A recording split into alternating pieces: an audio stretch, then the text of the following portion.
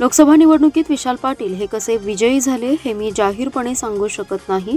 लोकसभेतील विजय ही विशाल पाटलांसाठी लॉटरी होती असं सूचक वक्तव्य भाजपा नेते पालकमंत्री चंद्रकांतदादा पाटील यांनी सांगलीत पत्रकारांशी बोलताना केलंय।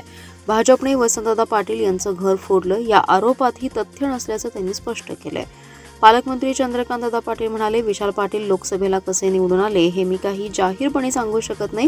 ती लॉटरी होती, त्यांची ताकदच होती। तर मग लोकसभेच्या मागच्या निवडणुकीत ते का विजयी झाले नाहीत? प्रत्येक वेळी परिस्थिती बदलते, यावेळी बदलली, त्यांना अनुकूल झाली, ते विजयी झाले। पण आता मी अपक्ष खासदार झालो म्हणजे राजा झालो अशी भावना त्यांच्या तयार झाली। ते सर्वच विषयात टिप्पणी करू लागलेत। काँग्रेसनेच त्यांना पक्षातून काढलं। बाकीच्या ठिकाणी निवडणुका झाल्या की बंडखोर उमेदवाराला महिन्यात परत पक्षात घेतलं जातं, पण जयश्री पाटील यांना काँग्रेसमध्ये परत घेण्याचं नाव घेईनात। विधानसभा निवडणुकीला काँग्रेसच्या उमेदवारावर त्यांचाच दावा होता, पण पक्षाने तो डावलला। या सर्व पार्श्वभूमीवर जयश्री पाटील यांनी भाजप प्रवेशाचा निर्णय घेतलाय। विशाल पाटील यांचा दावा आहे की ते भविष्यात भाजपमध्ये येणार नाहीत। कार्यकर्त्यांच्या घरी जाणे, कुटुंबातील सदस्यांची ओळख करून घेणे, त्यांच्या सुखदुःखाविषयी चर्चा करणे ही भाजपची कार्यपद्धती आहे। त्यानुसार मी दौऱ्यावर आलो की कार्यकर्त्यांच्या घरी जातो, असं चंद्रकांतदादा पाटील म्हणाले। भारतीय जनता पार्टीची ही कार्यपद्धती आहे। राजकीय पक्ष वेगवेगळ्या प्रकारे त्यांच्या कार्यपद्धतीने चालतात।